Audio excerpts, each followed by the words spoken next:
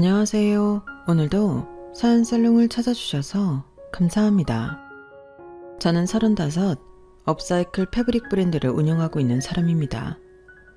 말이 저렇게 장황해서 그렇지 오래된 면 소재를 수거해서 재활용해서 가방이나 앞치마 등으로 만드는 작업을 하는 브랜드예요.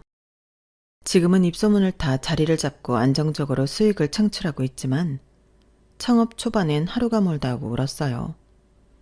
창업이라는 게 정말 생각보다 쉽지 않았고 처음에는 1인 기업으로 시작하다 보니 외롭기도 많이 외로웠죠. 그때 누가 그러더군요. 이럴 때 곁에 나를 지지하고 지탱해줄 사람이 필요하다. 일에 집중하는 것도 좋지만 혼자보다는 둘이 함께 걸어가는 게 인생의 진짜 시작이라고요. 지금 와서는 아무 의미도 없는 말이지만 그때는 그 말을 참 진지하게 들었던 것 같아요. 그만큼 제 곁에 누군가가 필요했다는 뜻이겠죠. 하지만 가장 힘들 때 만나 저를 지탱하는 줄 알았던 사람이 사실은 제게 기대기만 하려는 사람이라는 걸 알았을 때의 충격은 말로 표현할 수 없을 정도로 참담하더군요. 그 사람을 처음 만난 건 지인의 소개로 나간 한 저녁자리였어요. 창업 준비로 한참 눈코 뜰 새 없이 바쁠 때였고 마음의 여유라고는 조금도 없었어요. 이 형 정말 좋은 사람이에요. 둘이 잘해봤으면 좋겠는데.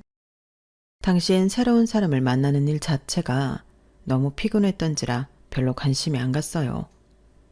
그래서 처음 보는 그 사람을 많이 신경 써주지 못한 채 제 이야기만 잔뜩 늘어났던 것 같아요. 계속 그렇게 관심 없는 채로 뒀어야 했는데 어느 시점부터 제 이야기를 무뚝뚝하게 들어주는 그 사람이 눈에 들어오기 시작하더라고요. 맞장구도 잘 쳐주고 한술 더 떠서 공감해주는 모습에 미안한 마음이 들면서도 고맙더라고요.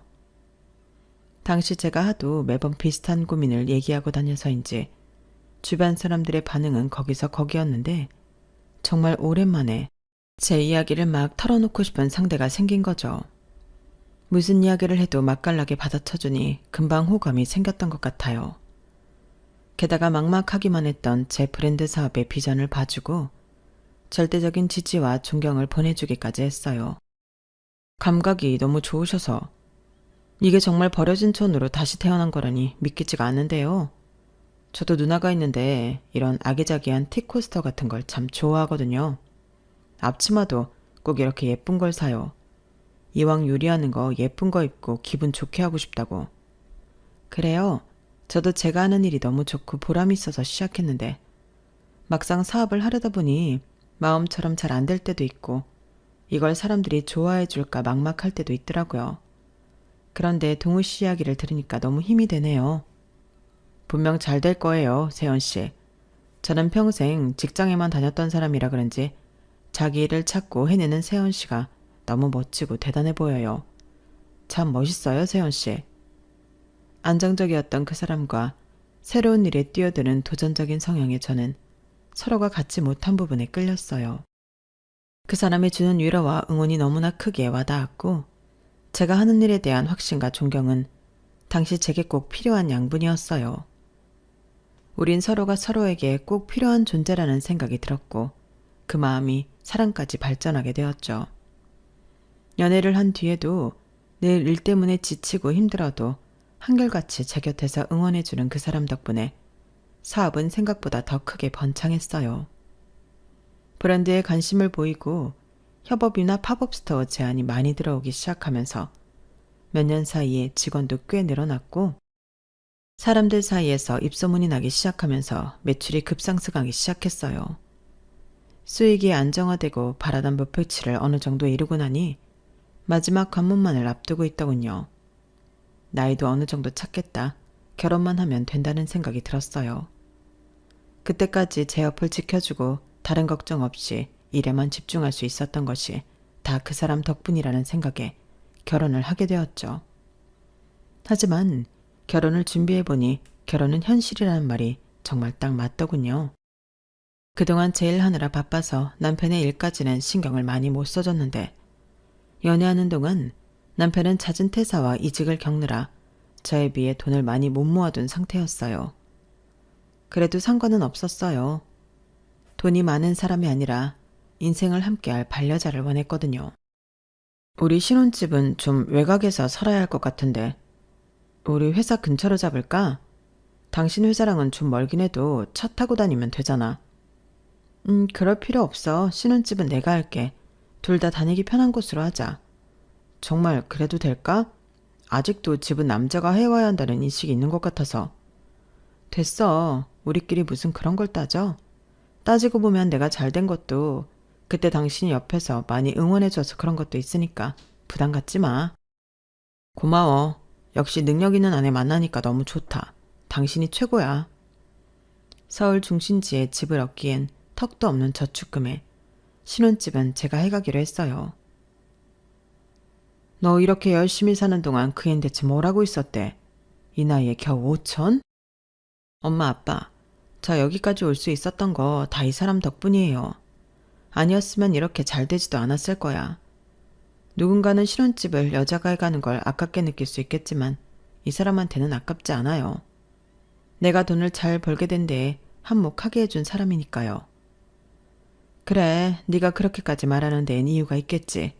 하긴 사람이 혼자 잘 되는 법은 없더라. 너만 좋으면 우리는 그걸로 됐다. 물론 부모님은 탐탁치 않아 했지만 제가 열심히 설득한 끝에 남편을 나쁘게 보지 않게 되셨죠. 여보, 근데 정말로 미안한데 내가 모아놓은 돈이 없다 보니까 이걸 손대버리면 진짜 너무 내 자산이 없어지는 느낌이라서 혹시 혼수도 당신 돈으로 우선 살 수 있을까? 부모님한테 손 벌리기 너무 죄송스럽고 내가 돈 벌어서 차근차근 갚을게. 됐어. 당신 너무 이런 거에 신경 쓰지 마. 혼수 내 돈으로 할게. 미안해. 나 당신 아니었으면 제 나이에 장가도 못 갈 뻔했네. 나는 당신처럼 하고 싶은 일이 확고한 사람이 아니다 보니까 그동안 너무 방황을 많이 했나 봐. 괜찮다니까. 지금 하는 일 너무 안 맞으면 당신도 슬슬 하고 싶은 일 찾아봐. 우리가 당장 먹고 살 게 급한 건 아니니까. 아이 태어나기 전까지만 천천히 정하면 되지. 나라고 뭐 처음부터 잘 됐나. 하던 일 때려치우고 도전하고 실패하다 보니 이렇게 된 거지. 당신 말이 맞아. 내 와이프지만 정말 배울 게 많은 사람이라니까? 나도 힘내서 살 길 찾아볼게. 그때만 해도 남편은 저에게 미안함이나 고마움을 느낄 줄 아는 사람이었고 지금 잠깐 방황은 하고 있어도 자신의 미래에 대한 약속을 할 줄 아는 사람이었어요. 그래서 이왕 시작하는 거 그동안 열심히 번 돈으로 신혼집도 꽤 넓고 좋은 아파트로 하고 남는 방 한 칸은 남편의 미래를 위해 소재로 내어주기까지 했어요. 그런데 그런 남편이 결혼하고 그렇게까지 나태해질 줄은 꿈에도 상상 못했죠. 꿈 같은 신혼여행이 끝나고 본격적으로 진짜 결혼 생활이 시작됐을 때부터였어요. 남편이 일을 관둔 지 얼마 안 된 상태에서 결혼을 한지라 한동안 남편이 출근할 곳이 없었죠. 일찍 출근해서 늦게 퇴근하는 저로서는 남편이 평소에 어떻게 지내는지 제대로 살펴볼 겨를이 없었어요. 그런데 평일을 바쁘게 보내고 오랜만에 한숨 돌릴 여유가 있던 주말 오전, 무심코 부엌에 나갔다가 깜짝 놀랐어요. 잔뜩 쌓여있는 배달음식 쓰레기에 음식물이 딱딱하게 굳어있는 접시들까지. 너무 어이가 없어서 꿈을 꾸고 있나 싶더라고요. 설마 싶은 마음에 세탁실에 가니 세탁기 앞에도 빨래가 잔뜩 쌓여 있었어요. 기가 막혀서 세상 모르고 자고 있는 남편을 흔들어 깨웠죠. 여보, 일어나봐. 저거 설마 일주일 동안 당신이 먹은 것들이야? 왜? 아니, 먹었으면 바로 치워둬야지. 저렇게 쌓아두면 어떡해. 빨래는 또 어떻고. 뭐야, 그것 때문에 자는 사람을 이렇게 깨워대는 거야? 일어나서 얘기해도 되잖아. 하도 어이가 없으니까 그렇지. 나 맨날 바빠서 집에 못 들어오는 꼴 봤으면서도 꼭 집을 이렇게 했어야 됐어? 집만 좋으면 뭐해? 관리가 잘 되어야지. 그러게, 내가 청소 이모님 쓰자고 했잖아. 뭐? 집에 사람 있는데 청소 이모님을 뭐하러 써? 당신이 여유 있을 때 다는 아니더라도 적어도 당신 먹고 입은 것들은 좀 치워줄 수 없어? 뭐야, 당신 지금 나 일 안 나간다고 구박하고 무시하는 거야? 집에서 집안일이나 하라고? 그게 아니라 이건 기본이잖아, 기본. 당신 나랑 연애할 때도 어머님 집에서 살 때 이렇게 살았어?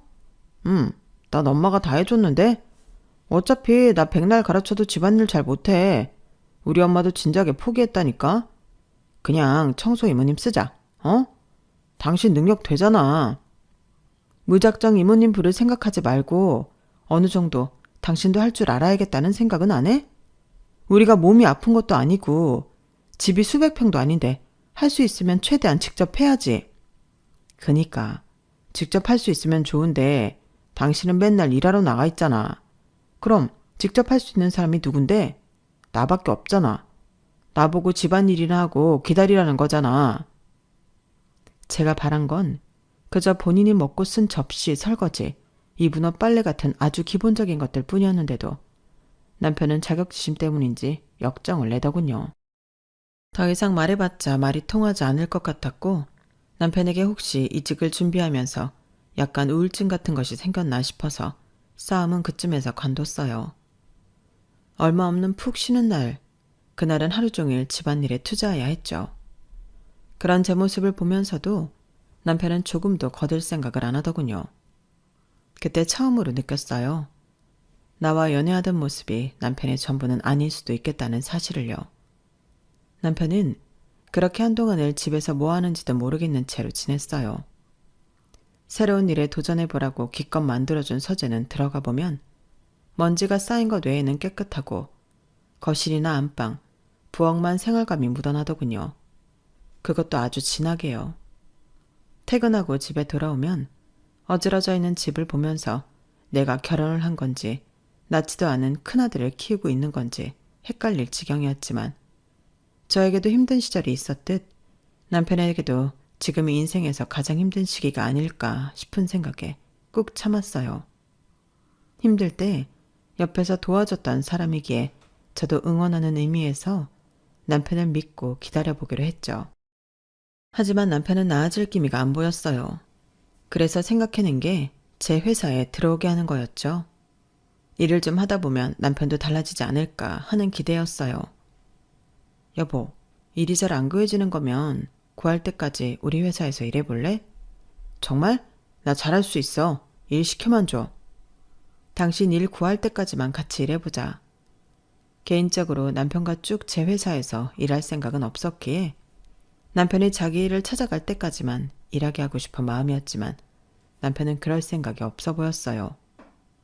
여보, 당신 회사에서 일하니까 너무 재밌는 거 있지? 당신이 와이프인 거 알면 얼마나 놀랄까? 그래도 그런 거 이야기하고 다니지 마. 괜히 좀 그렇잖아. 언젠간 알게 될 텐데 뭐. 그리고 몇 명은 벌써 눈치챘는지 얼마 전부터 나한테 갑자기 잘해주기 시작하더라. 전에 있던 회사에 비하면 잘릴 걱정도 없고 여기가 나한텐 천국이야, 천국. 남편은 오히려 제가 대표로 있는 회사에 다니는 걸 즐기더라고요. 거기까지 뭐 처음엔 그럴 수 있다고 생각했어요. 그런데 남편은 점점 선을 넘기 시작했죠.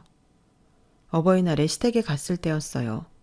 식사를 하는데 갑자기 신우의 입에서 그런 말이 튀어나오더라고요. 그래서 동우야, 난 언제부터 니네 회사 나가면 돼? 어? 그건 아직 상의를 안 해봐서 날짜 정해지면 말해줄게. 여보, 그게 무슨 소리야? 어머, 몰랐어? 나 다음 달부터 올케네 회사 나가기로 했잖아. 저는 전혀 모르는 이야기인데요. 당신이 설명해봐. 어떻게 된 거야? 아, 내가 전에 말했잖아. 누나가 이런 거 좋아한다고. 한번 이쪽으로 제대로 일해보고 싶대. 그래서 내가 다음 달부터 출근하라고 했거든. 뭐라고?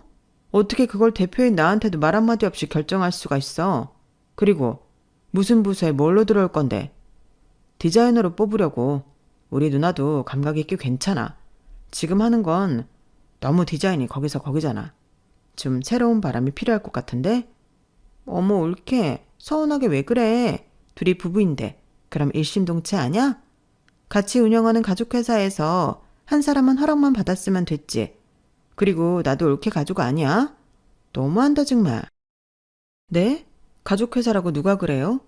여긴 제가 엄연히 대표로 있는 회사고 남편은 임원조차 아닌 계약직 사원인데요?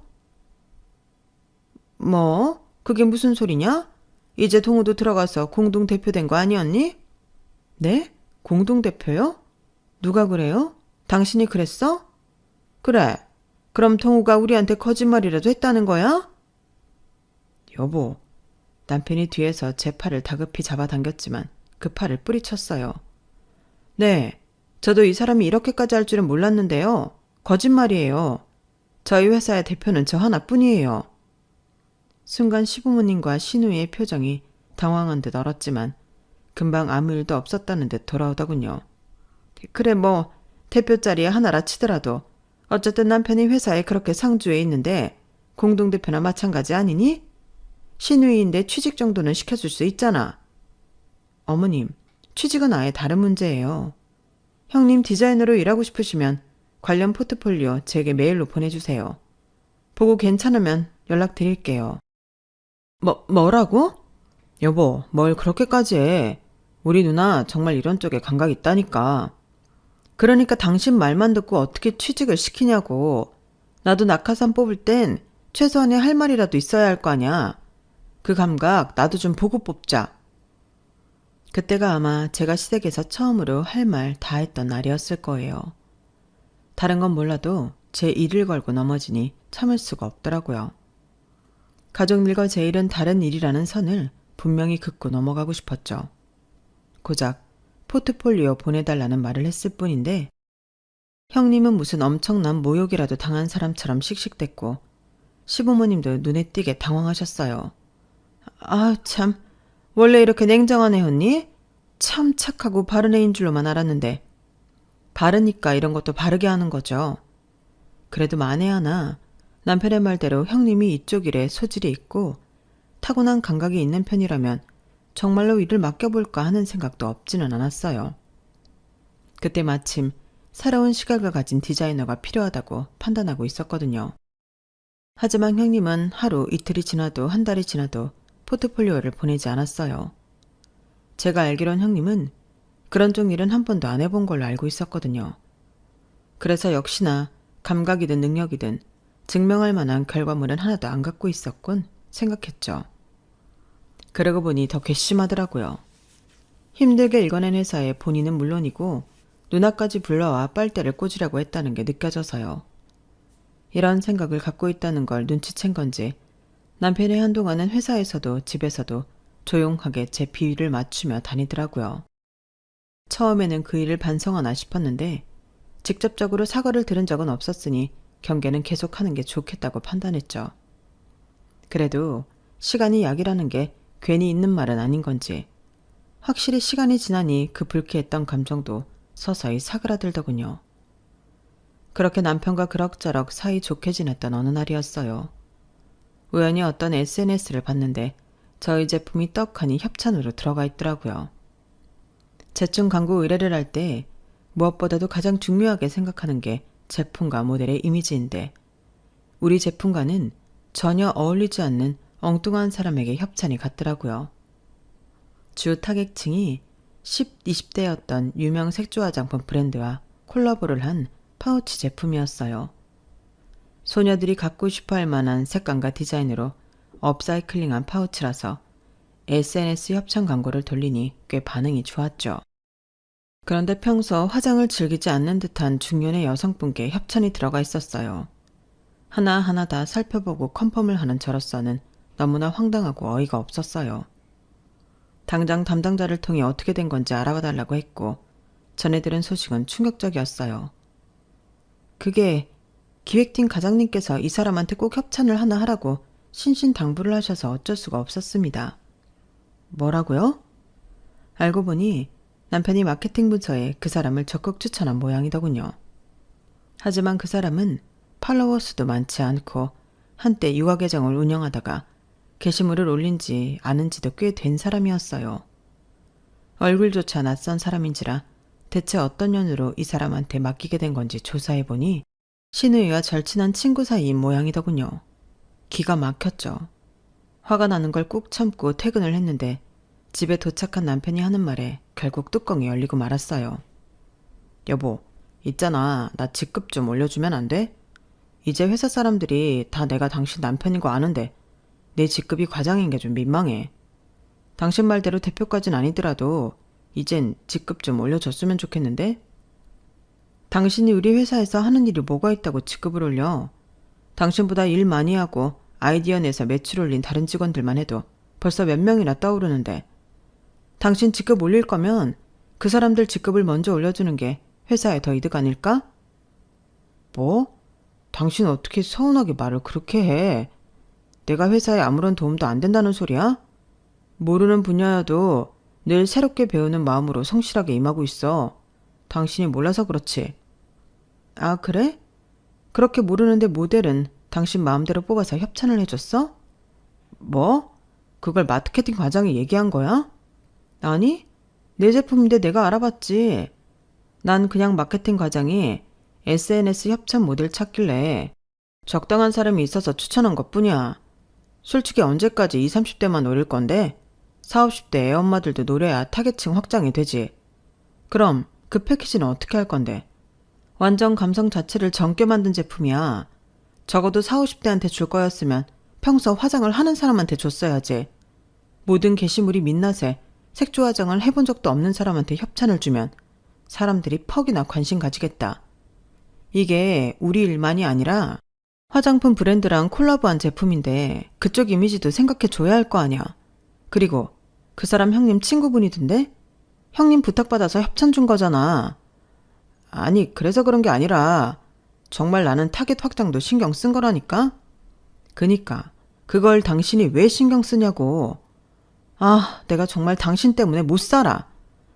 아니나 다를까 며칠 뒤 함께 협업을 했던 화장품 회사에서 바로 피드백이 날아오더라고요. 더 신중하게 모델을 검토해 보겠다고 사과하고 잘 넘겼지만 남편이 결국 일에 지장을 줬다는 게 정말 화가 나더라고요. 난 솔직히 당신이 이제 좀 다른 일을 알아봤으면 좋겠어. 우리 회사 일하고는 별로 안 맞는 것 같아. 이제 와서 내가 갈 데가 어딨다고 그런 소리를 해. 가만 보면 당신이 일할 때 참 냉정하다? 당신이 이 사업 시작할 때 내가 얼마나 응원해줬는데 당신이 나한테 이래도 되는 거야? 그날부터는 매일이 싸움이었어요. 솔직히 당장 잘라버릴 수도 있었지만 그게 마음처럼 쉽지만은 않더라고요.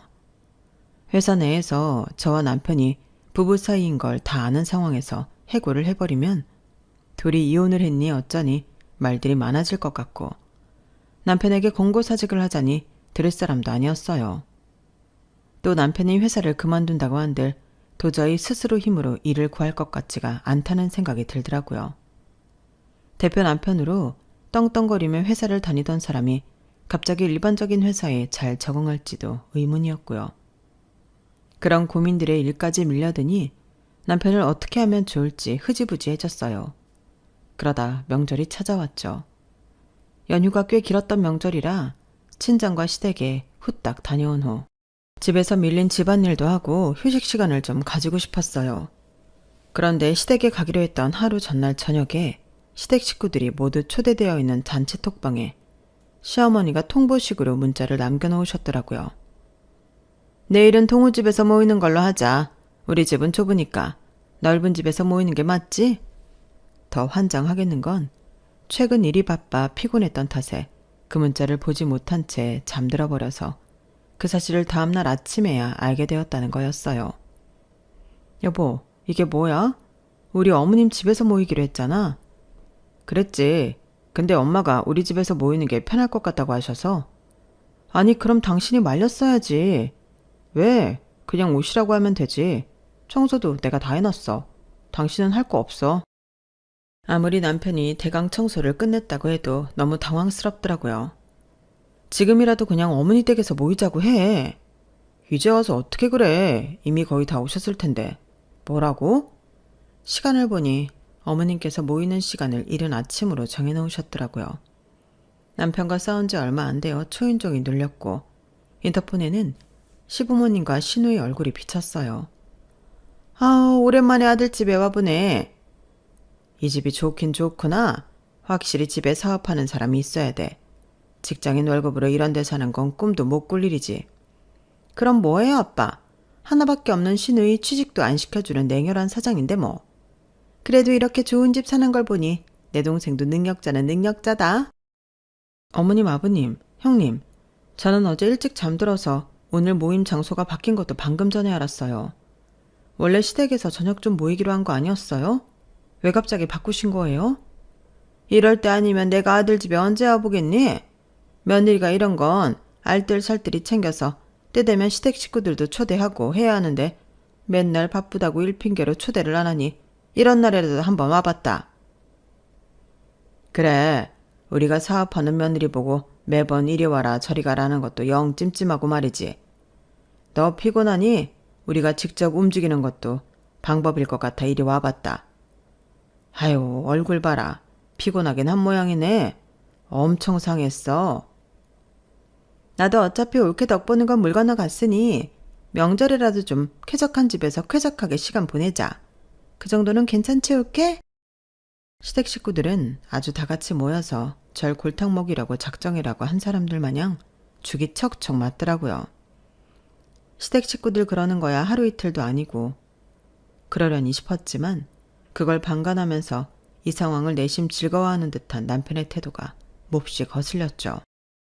당신이 초대한 거니까 당신이 알아서 해. 그래서 전 시댁 식구들과 손님 마냥 앉아 있었어요. 남편이 괘씸해서 손 하나 까딱하고 싶지 않더라고요. 제 말을 들은 시부모님께서는 처음에는 설마 싶은 표정이셨지만 제가 정말로 자리에 엉덩이를 무겁게 붙이고 있으니 점점 표정이 굳어가더라고요. 저 피곤한 줄은 어떻게 아시고 이렇게 와주셔서 감사해요. 여보, 난 힘드니까 오늘 당신이 좀 대접해드려. 찬장에 홍차랑 커피 원두 있거든? 거기에 다가 좀 올려서 가져와. 예, 아무리 그래도 직장을 혼자 다니니? 우리 동우도 같은 회사 다니기 매한가지인데 이건 너무한 거 아니야? 네? 어머님, 어떻게 없던 자리를 만들어서 들어앉은 사람이랑 회사 대표를 비교를 해요. 저 사람 할 일 없어서 회사에 놀러 다녀요. 피로도는 저에 비할 바가 어때죠? 남편은 그날 하루 종일 시댁 식구들 대접을 했어요. 참 웃긴 건 제가 대접할 때는 손 하나 까딱 않던 시댁 식구들이 남편이 왔다 갔다 하며 일하니 그건 안쓰러워 보였는지 다들 일어나서 남편을 돕더라고요. 그때 잘 대처한 덕분인지 그 뒤로는 말도 없이 저희 집에 약속을 잡아오는 일은 없었어요. 결과적으로 저는 피해보는 일 없이 시댁 식구들도 골탕을 먹였지만 그럼에도 남편에게 불쾌하고 화나는 감정은 쌓이더라고요. 그러는 중간에도 시간은 흘러 결혼 1주년을 앞두고 있던 어느 날이었어요. 여보, 우리 곧 1주년인데 어디 여행이라도 갈까? 여행? 갑자기 무슨 여행이야. 우리끼리 여행 가서 뭐하게. 가서 싸우지는 않으면 다행이지. 아이, 또 무슨 말을 그렇게 해. 그래도 1주년에 같이 여행 가서 좋은 거 보고 맛있는 거 먹고 하자. 그러지 말고 기분 전환하러 다녀오자. 우리 그동안 너무 서로한테 예민하게 굴었잖아. 여행 다녀오면 좀 나아질 수도 있지. 잦은 다툼 때문에 처음엔 남편과 1주년 기념 여행 따위 함께 갈 생각은 조금도 없었어요. 하지만 남편은 그 시기에 정말 제 비위를 잘 맞췄고 계속해서 일 때문에 피곤해서 둘 다 신경이 날카로워져서 그렇다는 말로 저를 설득하더군요. 지금 생각해보면 얼마나 여행을 가고 싶었길래 그렇게 살살 기었나 싶네요. 아무튼 일에 치여있던 건 사실이니 계속된 설득에 솔깃해지긴 하더라고요. 알겠어. 그럼 비행기표랑 숙소는 당신이 좀 알아봐. 일 때문에 남편에게 카드를 맡겼고 남편은 며칠 열심히 찾아보더니 숙소와 항공권 결제를 하더군요. 어련히 알아서 했겠거니 싶어서 별로 터치를 안 했고 막상 여행 날짜가 다가오니 설레기까지 하더라고요. 남편이 여행지로 정한 곳은 이탈리아였어요. 신혼여행 때도 안 갔던 유럽을 가겠다고 생각하니 기대가 됐어요. 여행 일정 때문에 꽤 긴 휴가를 내놓은 터라 여행 몇 주 동안 정신이 없었어요. 집안일도 거의 이모님을 불러 맡겼고 여행 준비도 남편에게 다 맡겨버렸죠. 그게 제 불찰이었을까요? 여행 당일 정말 상상치도 못했던 황당한 일이 생겼어요. 여보 뭐해? 빨리 가자. 아유, 뭐가 그렇게 급해서 그래. 잠깐만 좀 기다려봐. 공항에 도착해 수속을 밟으러 가려는데 남편이 자꾸 꼭 누군가를 기다리는 것처럼 뒤를 돌아보면서 불안해 하더라고요. 처음엔 뭐지 싶었는데 몇 분 뒤 나타난 시부모님 때문에 정말이지 뒷목을 잡고 쓰러질 뻔했어요. 아, 내가 정말 아들 하나는 잘 키웠다니까. 내 평생 이 나이에 이탈리아를 가볼 거라고는 생각이나 했겠냐고. 그러니까 말이야. 솔직히 말하면 동우 아니었으면 비즈니스석도 타볼 일 없었겠지. 여보, 이게 어떻게 된 일이야? 우리 결혼 기념일 여행 아니었어? 아, 우리 엄마 아빠 기념일도 우리랑 한 달 차이밖에 안 나잖아. 이왕 가는 거 부모님도 모시고 가면 효도도 하고 우리도 좀 덜 싸우지 않을까 싶어서 모시고 왔어. 근데 그걸 이제 말해? 이렇게 당일날? 오늘 아침까지만 해도 아무 말 없었잖아. 미리 말하면 당신이 순순히 모시고 갈 사람이야? 이렇게라도 해야 자연스럽게 가족여행을 갈 거 아니야. 그럼 어머님 아버님은 네 돈으로 항공권 끊어드렸니? 아니, 당신이 카드 줘서 그걸로 다 했지. 그 말을 듣는데 피가 거꾸로 섰더라고요. 항공권 내역을 확인해보니 제 이름으로 예약되어 있던 비즈니스석 2장에 남편 이름으로 일반석 2장이 더 예약이 되어 있더라고요. 황당해서 아무 말도 못하고 있으니 남편이 덧붙이더군요. 아무래도 부모님이 연세가 있으시니까 두 분은 비즈니스석 타고 우리가 일반석에 타는 게 나을 것 같아서 이렇게 끊어놨어. 나 허리 안 좋아서 비즈니스석만 타야 하는 건 알고는 있는 거지? 뭐 그렇긴 한데 그렇다고 우리 엄마 아빠를 일반석에 태울 수는 없잖아. 글쎄, 그럴 줄 알았으면 두 분도 당신 돈으로 비즈니스석 끊지 그랬어. 미안한데 다 내 카드로 긁었는데 일반석에 타고 싶지 않은데? 비즈니스로 한 장 더 있으니 나 말고 비즈니스로 타고 싶은 분은 누구로 할지 잘 상의해봐. 비즈니스석 2장, 일반석 2장으로 하면 당연히 시부모님을 태울 거라고 생각한 의도가 빤히 보여서 남편 의도대로 따라가 주긴 싫더라고요. 무엇보다 이번 여행의 경비는 전적으로 제가 된 거였어요. 가서는 남편이 준비한 돈으로 쓰기로 했다지만 항공권과 숙소 등 큰 돈이 들어가는 건 다 제 카드로 해놓은 상태였죠. 시부모님과 비즈니스석에 다 장기 비행을 하는 게 부담스러워서라도 일반석에 탈 줄 알았는지 남편 안색이 순식간에 어두워지더라고요. 당신 진짜 우리 엄마나 아빠랑 타게? 어쩔 수 없잖아. 한 분이라도 타게 해드려야지. 결국 남편은 시어머니를 비즈니스석에 보냈어요. 아우, 저 사람도 나이가 있는데 나만 비즈니스석에 타서 미안해서 어떡하나? 그러게요. 두 분 가시는 거 알았으면 비즈니스석으로 해드리라고 했을 텐데 저 사람이 센스가 좀 없었네요. 그래도 어머님이라도 타신 게 어디예요? 저 듣기 불편하라고 시아버지를 걱정하라는 소리도 바로 맞받아 쳐버렸어요. 그랬더니 심기가 불편하셨는지 다음부터는 말씀을 안 거시더라고요. 솔직히 비즈니스석은 좌석이 떨어져 있기도 하고 혼자 시간을 보내기 좋아서 그다지 불편하지도 않았어요. 영화도 보고 책도 읽고 잠도 자고 나니 도착했더라고요. 나와서 캐리어를 찾은 후 남편과 시부모님께 통보했어요. 여기서부터는 따로 다니죠. 저는 결혼기념일 여행을 온 거지 시부모님께 효도하려고 온 여행은 아니거든요. 뭐? 여보, 그게 무슨 말이야? 어차피 숙소도 같이 쓸 건데 따로 다니자고? 숙소 같이 쓴다고 누가 그래? 다 내 카드 긁어서 예약한 거 아니야? 당신이 호텔 알아봐 준 건 고마운데 그건 그냥 결혼기념일 선물이라 생각할게. 돈 한 푼 안 들이고 예약만 해준 건데 이거라도 선물이라 생각 안 하면 내가 너무 슬프잖아. 시부모님이랑 올 줄 알았으면 난 안 왔지. 나한테 미리 말 안 해준 건 당신이니까 두 분 모시고 어디서 묵을지는 당신이 알아서 해. 말 다 했어? 이렇게 타지에 와서까지 매정하게 굴어야겠어? 매정? 내가 열심히 번 돈으로 당신 부모님 두 분 다 비행기까지 태워드렸으면 난 며느리로서 충분히 할 만큼 한 것 같은데? 돌아가는 비행기표 취소당하고 싶지 않으면 토달지 말고 잘 여행하고 와. 그 말을 끝으로 전 캐리어를 들고 떨어져 나왔어요. 남의 돈으로 하는 여행이라 더 열심히 알아본 건지 남편이 예약해 놓은 호텔과 여행 일정은 기가 막히더라고요. 원래 둘이 올 생각이었던 여행이 혼자가 되어버리니 쓸쓸하긴 했지만 오히려 생각을 정리할 수 있는 계기가 되었던 것 같아요. 여행을 하면서 좋은 사람들 많이 만나서 이야기도 나눴고요. 그렇게 며칠 동안 마음이 치유받는 듯한 여행 일정을 즐기고 한국으로 돌아왔어요. 돌아올 때는 날짜는 같아도 자리 지정을 따로 해서 떨어져 있으니 더 편하더라고요.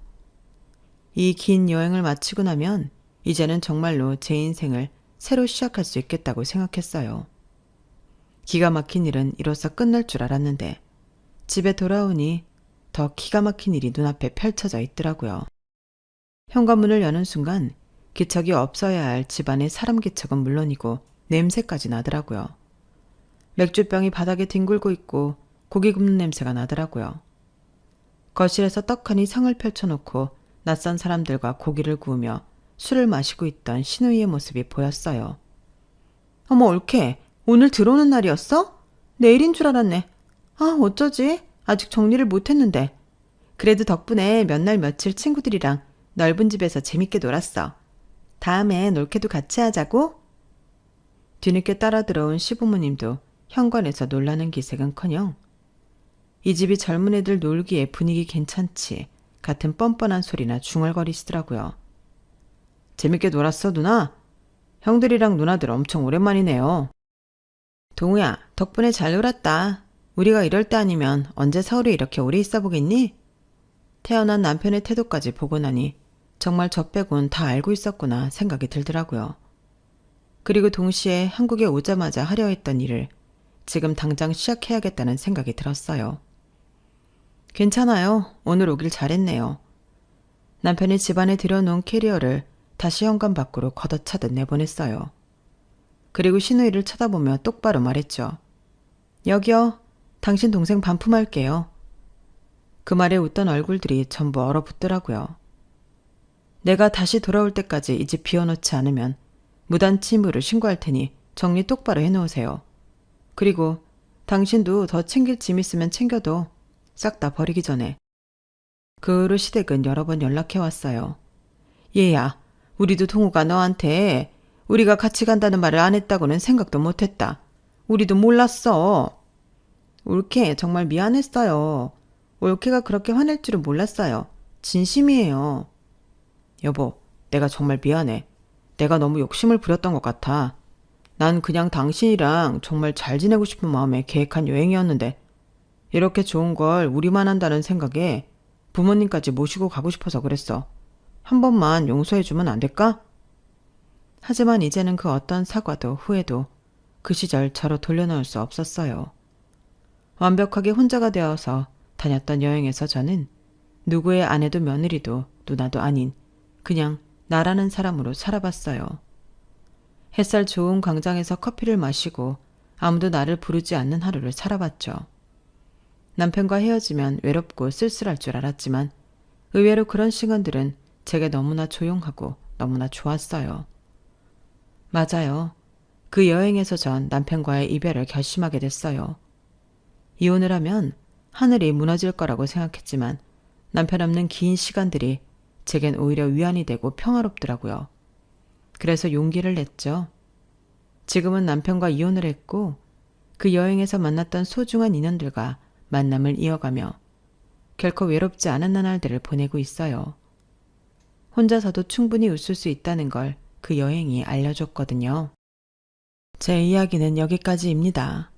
들어주셔서 고맙습니다. 옆에 있는 소중한 사람들과 매일매일이 행복하시길 바랍니다. 감사합니다. 여러분, 사연 댓글에 응원과 현명한 조언 부탁드려요. 좋아요와 구독은 저에게 큰 힘이 됩니다. 오늘도 좋은 일 가득하세요.